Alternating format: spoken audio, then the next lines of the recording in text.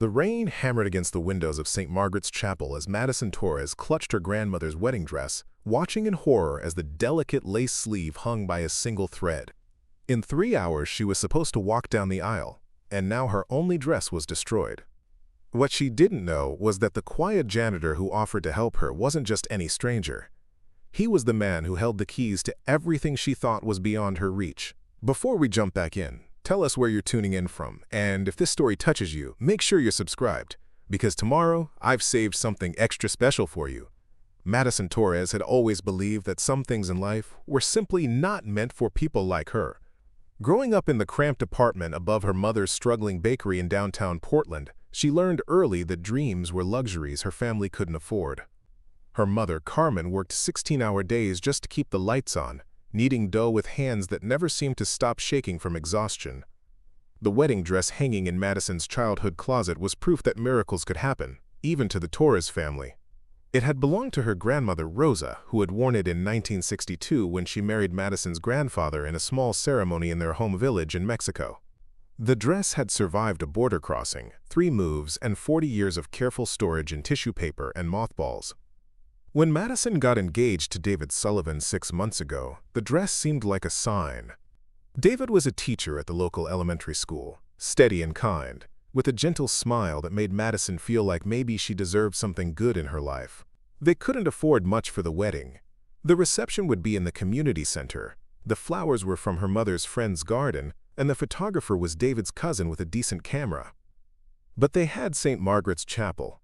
The historic stone church sat on a hill overlooking the Willamette River, its stained glass windows catching the light like jewels. Madison had walked past it countless times as a child, pressing her face against the iron fence and imagining what it would be like to get married somewhere so beautiful.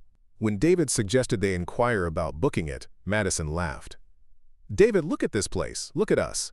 Churches like this are for people with money."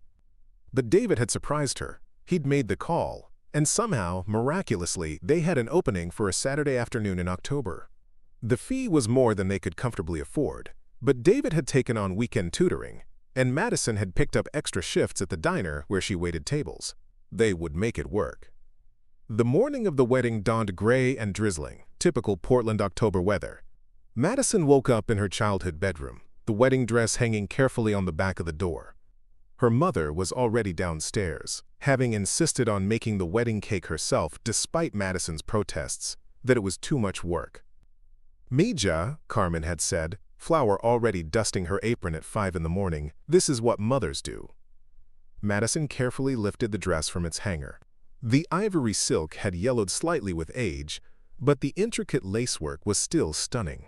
Hand-sewn beadwork caught the morning light, and the full skirt rustled with the whisper of dreams coming true.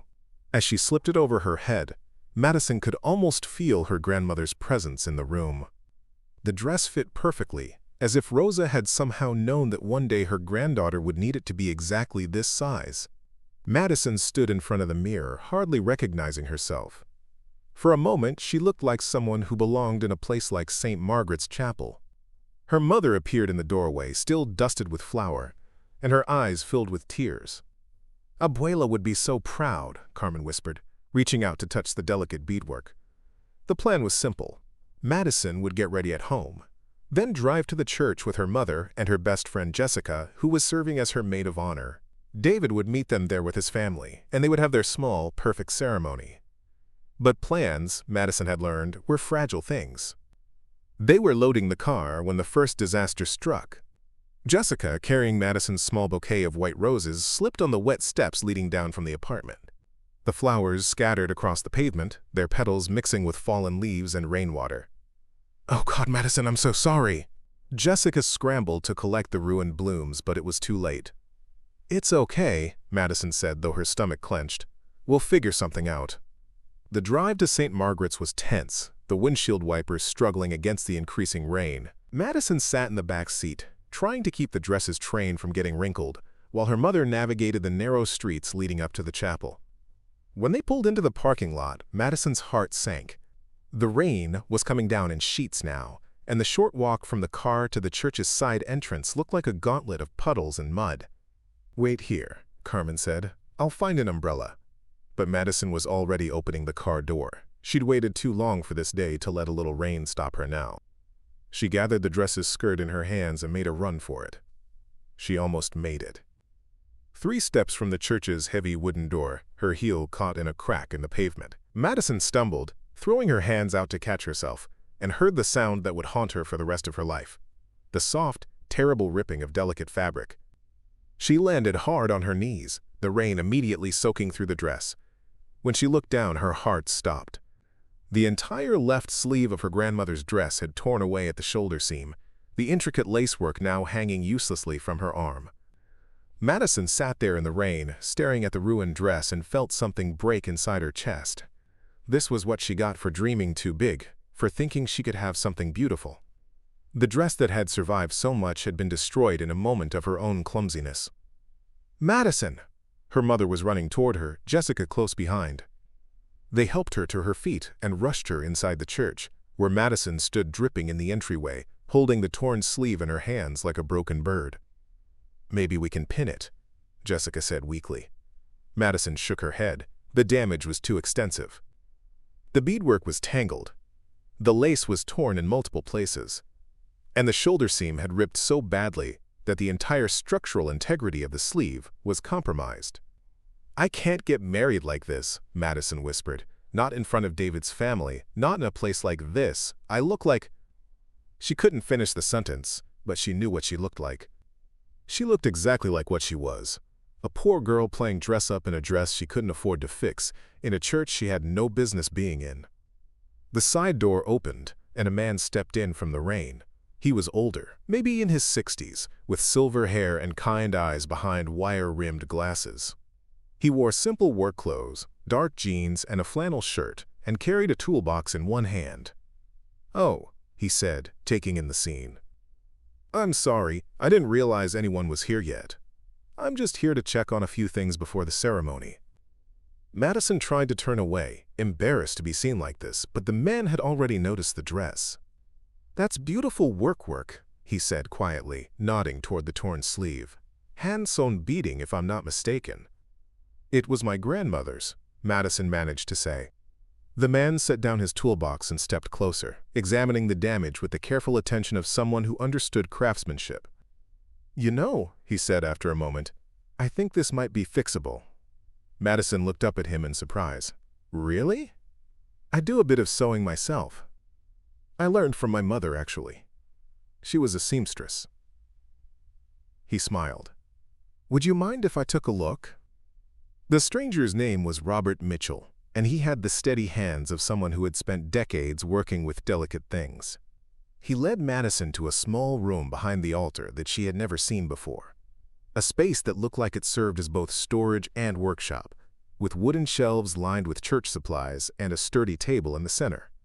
"Let's get you out of that wet dress first," he said, then quickly added, "I'll step outside while you change. There should be a robe on the hook behind the door." Madison's mother helped her carefully remove the damaged dress, and they wrapped her in the soft, terry cloth robe they found hanging where Robert had indicated. When they called him back in, he spread the dress across the table under a bright work lamp, examining every inch of the damage with the methodical precision of a craftsman. "The good news," he said, adjusting his glasses, "is that most of the beadwork is intact. The bad news is that the sleeve was attached using a technique I haven't seen in decades. Whoever made this dress knew what they were doing." "My grandmother," Madison said softly. "She learned to sew from the nuns at the convent in her village." Robert nodded with understanding. "Those old techniques don't make things easier to fix, but they make them stronger. The fact that only the shoulder seam gave way tells me the rest of the construction is solid." He opened his toolbox and pulled out a small leather case, unrolling it to reveal an array of needles and threads in various shades. Madison had never seen anything like it.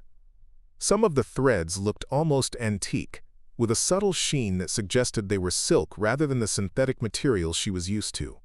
"Yes, I collect vintage sewing supplies," Robert explained, noticing her curious expression. "Call it a hobby. Some of these threads are older than you are." Jessica, who had been hovering anxiously near the door, finally spoke up. "How long do you think it will take? The ceremony is supposed to start in 2 hours." Robert was already threading a needle with thread that matched the dress's ivory silk perfectly. If we work quickly and carefully, we should have time, but I'll need absolute quiet while I work on the beadwork. One wrong move and we could lose some of those beads permanently. Madison's mother squeezed her daughter's shoulder. I'll go update David and the families. Tell them we're having a small delay. Preparing and narrating the story took us a lot of time, so if you are enjoying it, subscribe to our channel. It means a lot to us. Now back to the story. As Carmen left, Madison found herself alone with this stranger who had appeared like an answer to a prayer she hadn't even known how to pray. She watched his hands as he worked, marveling at the delicate way he handled the torn lace. Each movement was deliberate and confident, like he had done this kind of intricate work many times before. "You're very good at this," Madison observed. Robert smiled without looking up from his work. "My mother owned a dress shop when I was growing up. I spent most of my childhood in the back room watching her work. She always said that sewing was like prayer. It required patience, faith, and the belief that broken things could be made whole again." The rain continued to hammer against the windows, but inside the small workshop, there was a peaceful quiet. Madison found herself relaxing for the first time all day as she watched Robert carefully reattach each torn piece of lace, his fingers moving with surprising grace for such a large man. "What kind of work do you do here at the church?" she asked. "Oh, a little bit of everything," Robert replied, pausing to select a different needle. "Maintenance, repairs, making sure everything runs smoothly. I've been taking care of this place for a long time." There was something in his tone that suggested there was more to the story, but Madison didn't want to pry. This man was saving her wedding day, and that was all that mattered. As Robert worked on reattaching the sleeve, he began to tell Madison about the history of St. Margaret's Chapel. Built in 1898 by a wealthy lumber baron as a gift to his wife, the church had seen generations of Portland families celebrate their most important moments within its walls. The stained glass windows were imported from Germany, he said, carefully aligning the shoulder seam, and the altar was carved from a single piece of Oregon oak. The craftsman who built this place understood that some things are worth doing right even if it takes longer. Madison looked around the small room with new eyes. She had assumed it was just a storage space, but now she noticed details she had missed before. The shelves weren't just functional. They were crafted from the same oak as the altar, with careful joinery that spoke of skilled craftsmanship. Even the work lamp Robert was using had an elegant brass base that looked like it belonged in the church's main sanctuary. "You really love this place," Madison observed. "I do," Robert said simply. "It's been a big part of my life." The sleeve was taking shape again under his careful ministrations. The torn lace was being rewoven with threads so perfectly matched that Madison could barely see where the damage had been. The beadwork, which had seemed hopelessly tangled, was slowly returning to its original intricate pattern. "How did you learn to do beadwork?" Madison asked. "Trial and error, mostly," Robert chuckled, "and a lot of patience. My mother used to say that the difference between a seamstress and an artist was that an artist knew when to take their time." As he worked, Robert shared stories about some of the weddings he had witnessed at St. Margaret's over the years. There was the ceremony that had been delayed by 3 hours because the bride's grandmother had insisted on hand-sewing something blue into the dress's hem. The wedding where the groom had forgotten the rings and they had used the bride's great-aunt's wedding band, cutting it in half and reshaping it into 2 rings during the ceremony. "The best weddings," Robert said, "aren't the ones where everything goes perfectly. They're the ones where people come together to solve problems and make something beautiful out of chaos." Madison felt tears prick her eyes, but they weren't tears of despair anymore. Watching this kind stranger work so carefully on her grandmother's dress, listening to his gentle stories about love and commitment, she was beginning to understand something important about the day. "I was so worried about everything being perfect," she admitted, "about being worthy of a place like this." Robert looked up from his work for the first time in an hour, meeting her eyes directly. "Madison, can I tell you something? In all my years taking care of this church, I've learned that the building doesn't make the wedding special. The people do. Love does. The commitment to show up for each other, even when things go wrong. Especially when things go wrong." He returned to his sewing, and Madison watched as the final threads were secured. The sleeve looked exactly as it had that morning, perhaps even stronger than before. "There," Robert said, holding up the dress. "Good as new, maybe better?" Madison stared at the restored dress in amazement. Not only had Robert repaired the damage, but somehow the dress seemed to glow under the workshop's warm light. Every bead caught the light perfectly. Every piece of lace lay exactly as it should. "I don't know how to thank you," Madison said. "No need," Robert replied, carefully hanging the dress on a padded hanger. "Just promise me you'll remember this day not for what went wrong, but for what went right." As Madison changed back into the dress, she realized that Robert was right. The morning's disasters, the ruined flowers, the torn dress, the rain, none of it seemed important anymore. What mattered was that when she had needed help, it had appeared in the form of a kind stranger with gentle hands and a generous heart. When she emerged from behind the changing screen, Robert smiled with satisfaction. "Perfect," he said. "Now, let's get you married."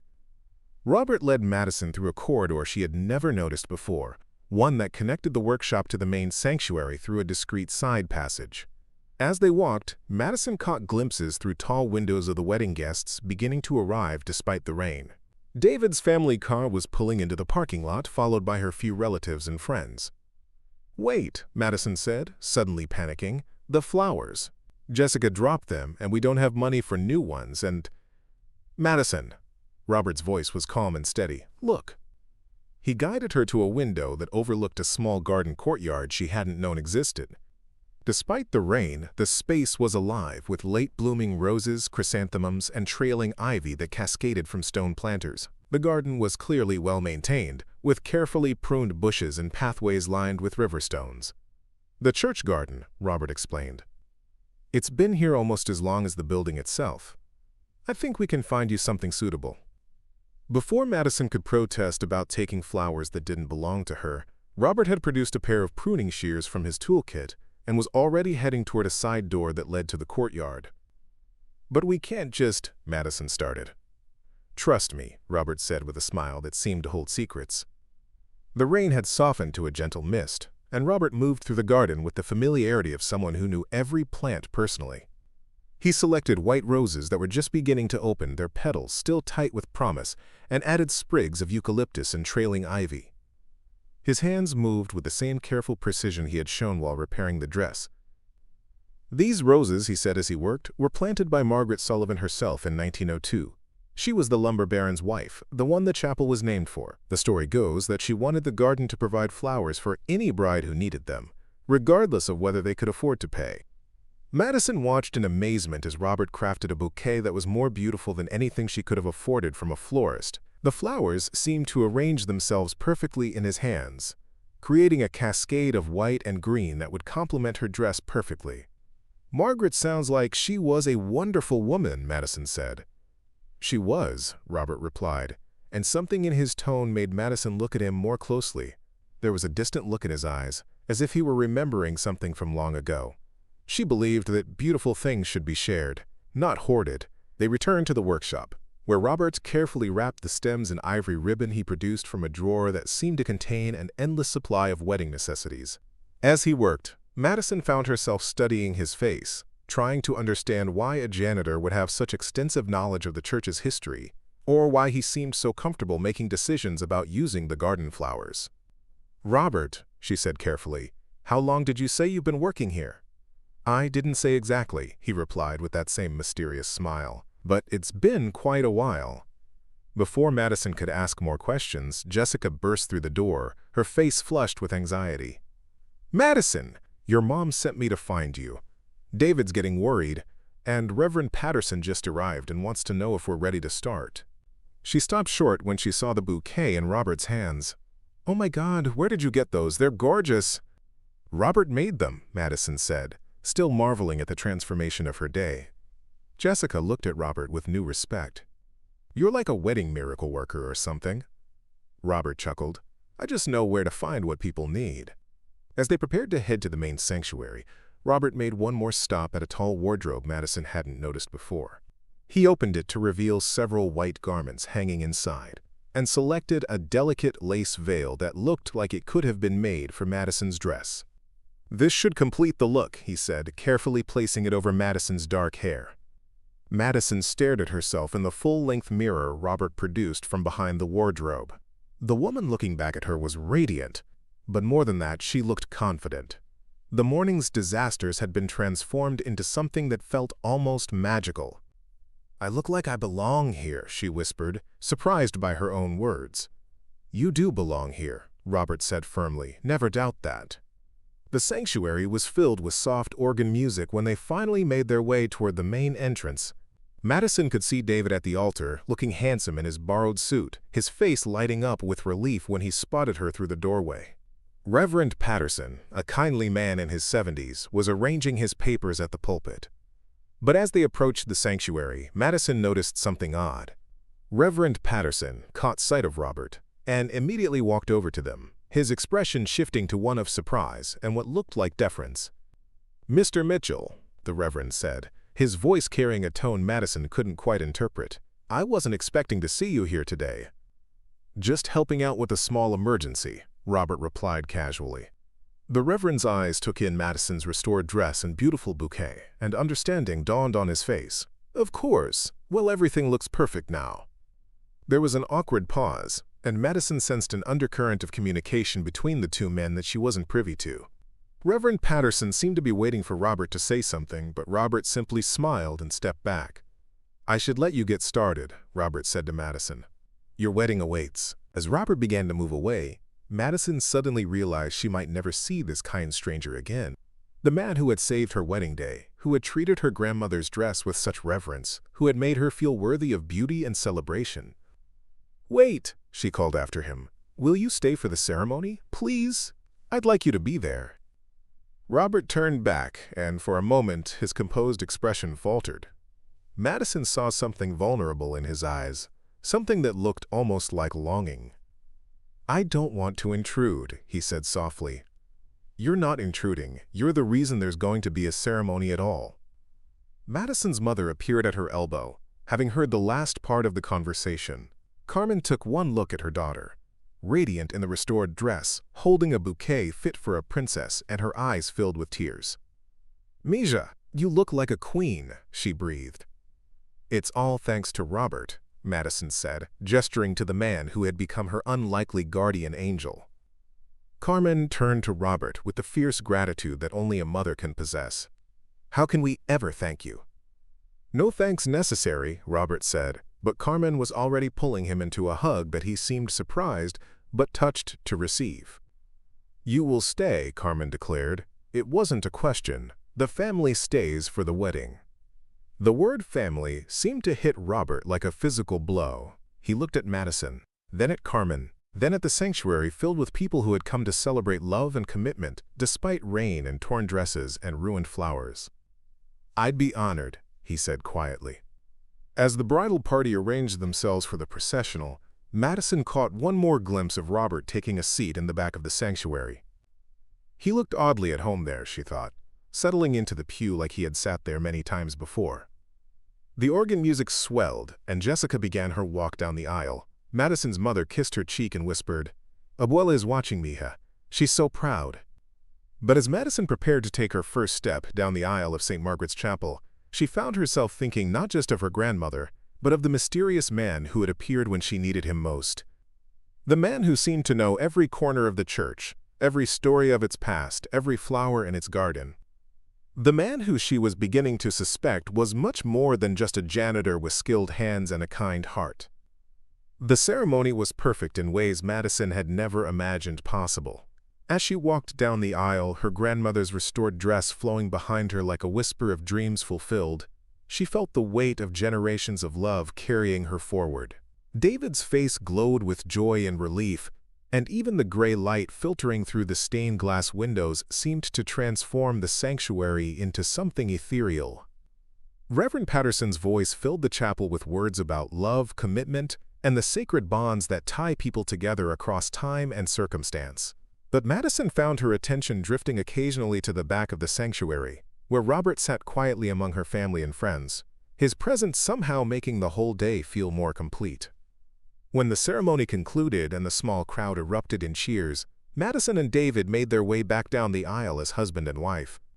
The rain had finally stopped, and sunlight was beginning to break through the clouds, casting rainbow patterns across the stone floor through the German stained glass. The reception was scheduled to begin in an hour at the community center, but first there were photographs to take and congratulations to receive. Madison was surrounded by well-wishers when she noticed Robert standing near the sanctuary's side entrance, looking like he was preparing to leave quietly. She excused herself from the photographer and hurried over to him. "You're not leaving, are you?" she asked. Robert smiled, but Madison could see something wistful in his expression. "I should let you enjoy your celebration with your family and friends." "But you are family now," Madison insisted, echoing her mother's earlier words. "Please, at least stay for a few more minutes. I have so many questions." Before Robert could respond, Reverend Patterson approached them, his face wearing an expression of gentle concern mixed with something that looked like anticipation. "Mr. Mitchell," the Reverend said carefully, "perhaps now would be an appropriate time." Robert was quiet for a long moment, looking around the sanctuary that Madison now realized he knew far better than any employee should. His eyes lingered on details she had never noticed. A small brass plaque near the altar, a particular stained glass panel that seemed to hold special meaning for him, the way the afternoon light fell across the oak pews. "Time for what?" Madison asked, looking between the two men. Robert took a deep breath, and when he spoke, his voice carried a weight that hadn't been there before. "Madison, I haven't been entirely honest with you about who I am." Madison's heart began to race. After everything this man had done for her, surely he wasn't about to reveal something terrible. "I told you I've been taking care of this place for a long time," Robert continued. "That's true, but I didn't tell you that I've been taking care of it because it belongs to me." The words hung in the air for a moment before their meaning sank in. "Belongs to you?" Madison repeated slowly. "My great-great-grandfather was Thomas Mitchell, the lumber baron who built this chapel for his wife Margaret. When he died, he left the church to the community with the stipulation that it would always be maintained by the Mitchell family. I am the last of the line." Madison stared at him, pieces of the day suddenly falling into place like a puzzle revealing its hidden picture. The way he moved through the church with such familiarity, his intimate knowledge of its history. The workshop was filled with restoration supplies, the garden he tended with such care, the deference Reverend Patterson had shown him. "You own St. Margaret's Chapel," she said, still trying to process the revelation. "I do. It has been 37 years now, since my father passed away. I could have hired people to maintain it, but—" Robert looked around the sanctuary with obvious love. "This place has been part of my family for over a century. It felt important to take care of it personally." Madison felt her knees go weak. "Oh my God! When I was sitting there in the rain with my torn dress, feeling like I didn't belong here, like I was some charity case who had no business in a place this beautiful." "You were talking to the person who wanted you here most of all," Robert finished gently. David appeared at Madison's side, having noticed the intense conversation. When Madison quickly explained what Robert had just revealed, David's jaw dropped. "You mean we've been worried all this time about whether we could afford this place, and the owner was the one fixing your dress?" Robert chuckled. "The fee you paid barely covers the utilities for a month. But that was never the point. When my great-great-grandmother Margaret designed that garden, she meant what she said about flowers for any bride who needed them. When the chapel was built, it was meant to be a place where love could be celebrated, regardless of someone's bank account." Madison felt tears streaming down her face, but they were tears of overwhelming gratitude rather than sorrow. "But why didn't you tell me earlier?" "Would it have changed anything?" Robert asked. "Would you have let me help if you'd known I owned the place? Or would you have been too proud, too worried about charity?" Madison knew he was right. If she had known, she would have been mortified, convinced that she was accepting handouts from a wealthy man who pitied her. "Besides," Robert continued, "some of the best moments in life happen when we help each other without expecting anything in return. If you had known who I was, it might have felt like an obligation rather than kindness." Carmen Torres appeared beside them, having overheard enough of the conversation to understand what was happening. "Senor Mitchell," she said formally, "my family owes you a debt we can never repay." "Mrs. Torres," Robert replied with equal formality, "your daughter taught me something today about the difference between having a beautiful building and having a beautiful wedding. She reminded me why this place exists." As word of Robert's identity spread through the small gathering, Madison watched him deflect gratitude and praise with the same gentle humility he had shown all day. He posed for pictures with the wedding party, accepted Carmen's fierce insistence that he join them at the community center reception, and seemed genuinely delighted when Jessica announced that the story of the mysterious church owner would become legendary among their friend group.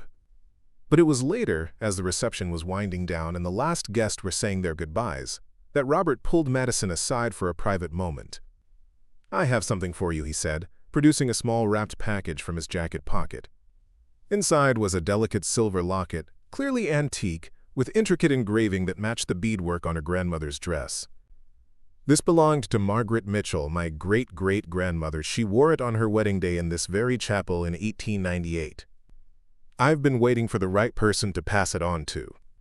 Madison opened the locket to find two tiny photographs, one of a young woman in a wedding dress remarkably similar to her own, and another of a man who looked unmistakably like a younger version of Robert.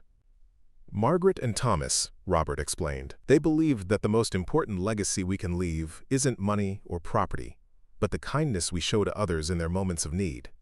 As Madison fastened the locket around her neck, she realized that her wedding day had become something far more meaningful than she had ever imagined possible. She had started the morning feeling like an outsider trying to claim something beyond her reach, and she was ending it as part of a story that stretched back over a century.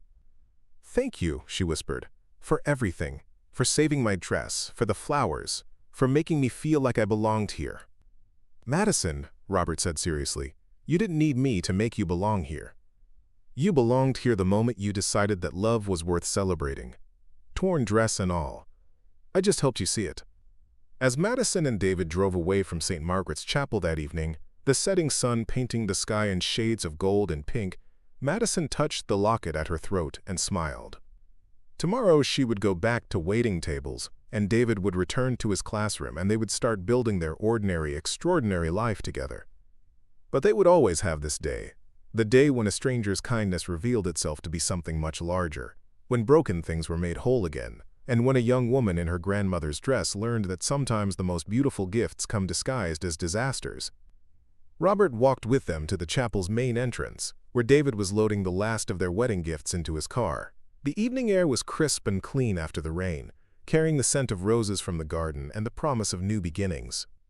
"There's one more thing," Robert said, reaching into his other jacket pocket. He pulled out an ornate brass key, its surface worn smooth by decades of handling. "This is the original key to the chapel, forged when the building was completed in 1898. My great-great-grandfather gave it to Margaret on their wedding day, telling her that this place would always be her sanctuary." Madison accepted the key with trembling hands, feeling the weight of history in the simple piece of metal. "I can't accept this," she protested. "It's too valuable, too important to your family." "Madison," Robert said with a gentle smile, "today you became part of this family." Margaret herself established the tradition. Every bride who finds sanctuary here in her moment of greatest need receives the key. You're only the 7th woman in 127 years to earn it. David moved closer to examine the key, his teacher's curiosity evident. What did the other 6 women do to earn it? Robert's eyes grew distant as he recalled the stories. Sarah Wellington in 1923, whose fiancé abandoned her at the altar. She stayed to serve cake to the guests anyway, and later met her true husband at the wedding party.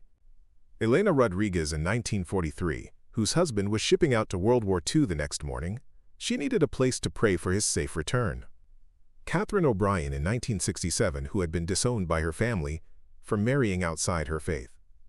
Each story painted a picture of women facing impossible circumstances, finding strength within the chapel's walls. Madison realized she was joining a sisterhood of resilience that spanned generations. "The key grants you access to the chapel whenever you need it," Robert continued. "For prayer, for reflection, for bringing your own children to see where their parents were married." Margaret believed that once someone found peace within these walls, they should never be locked out again. As they prepared to leave for the community center reception, Madison's mother approached carrying a small cloth bag that Madison recognized from the bakery. "Señor Mitchell," Carmen said formally, "I brought you something." She opened the bag to reveal 3 perfectly formed conchas, the sweet Mexican pastries that were her specialty. "My grandmother taught me that when someone saves your family, you feed them." Robert accepted the pastries with obvious pleasure. "I haven't had fresh conchas in years. My housekeeper used to make them, but she passed away last spring." "Then you must come to the bakery," Carmen insisted. "Every Sunday after Mass, I make fresh ones. The family eats for free." The word family again, Madison noticed, and the way Robert's face softened each time someone included him in that designation.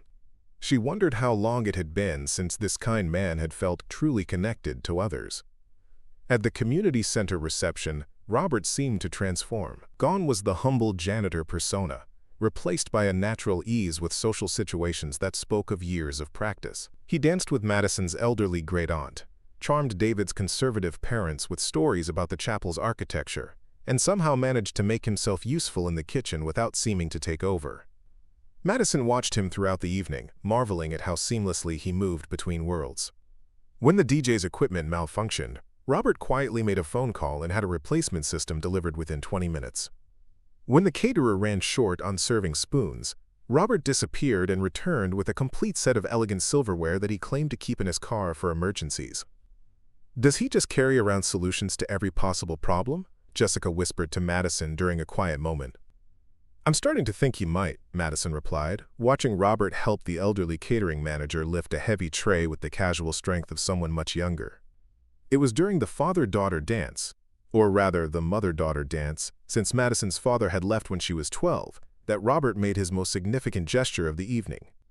As Madison and Carmen swayed to a Spanish ballad that brought tears to both their eyes, Robert approached the DJ booth. "May I make a request?" he asked quietly. The next song was one Madison had never heard before, a haunting instrumental piece that seemed to capture the essence of the day, the morning's despair, the afternoon's miracle, the evening's joy. As couples filled the dance floor, Robert offered his hand to Madison's grandmother's older sister, Tia Rosa, who had been sitting alone at a corner table. At 93, Rosa rarely moved without her walker, but in Robert's steady arms she glided across the dance floor with surprising grace. Madison watched through tears as this man who had already given her so much honored the eldest member of her family with such gentle dignity. When the song ended, Tia Rosa whispered something in Robert's ear that made him smile and nod solemnly. Later, Madison would learn that her great-aunt had told him he reminded her of her own late husband, a man who had understood that true strength showed itself through service to others. As the reception wound down and guests began to depart, Robert helped with the cleanup in the same unobtrusive way he had managed everything else. Madison found him in the community center's kitchen, washing and serving dishes alongside her mother and Jessica. "You know you don't have to do this," Madison said. "Neither do you," Robert replied, "but here we are anyway." It was such a simple observation, but it captured something essential about the day and about the connections that had formed. They weren't helping because they had to, but because helping each other was what families did. As they finally prepared to leave the community center, David shook Robert's hand with the formality of a man acknowledging a debt that could never be fully repaid. "Sir, I want you to know that Madison and I will make sure our children know this story. They'll know about your kindness and generosity. They'll know about a community that comes together when people need help," Robert corrected gently. "That's the real story worth telling." Madison hugged Robert goodbye, still wearing her grandmother's dress and the locket that connected her to a century of Mitchell family history. As she stepped back, she realized that she finally understood what had seemed impossible that morning. She truly did belong in places of beauty and meaning, not because of what she owned or could afford, but because of who she chose to be in moments that mattered. And every year on their anniversary, they would return to St. Margaret's Chapel, where Robert Mitchell would greet them like family and the garden would provide fresh flowers for Madison's bouquet, continuing a tradition of love and generosity that had begun over a century ago and would continue for generations to come. Up next, you've got two more standout stories right on your screen. If this one hits the mark, you won't want to pass these up. Just click and check them out. And don't forget to subscribe and turn on the notification bell so you don't miss any upload from us.